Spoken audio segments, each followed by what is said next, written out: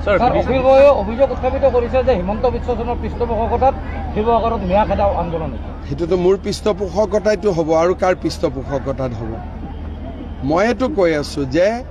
যি জায়গাত যোন থাকিব লাগে সেই জায়গাত সিয়ে থাকিব লাগে বিশ্ব শৰ্মাই কৈ দিলে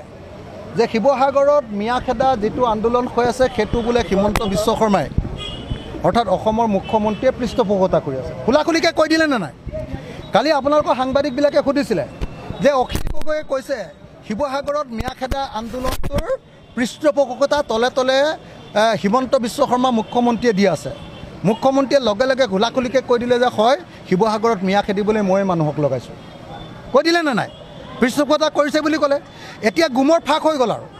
সকলো বস্তু গুমৰ ফাঁক হৈ গ'ল সকলোৱে এতিয়া গম পালে যে যিবিলাক মানুহে মিয়া খেদাৰ নামত মানুহৰ ঘৰত আক্ৰমণ কৰিবলৈ গৈছে গোষ্ঠী সংঘাত লগাব খুজিছে ধৰ্মীয় সংঘাত লগাব খুজিছে সাম্প্ৰদায়িক সংঘাত লগাব খুজিছে তেওঁলোকে বিজেপিৰ হৈ RSSৰ হৈ কাম কৰিছে সেই কথাটো খোল্লা হৈ গ'ল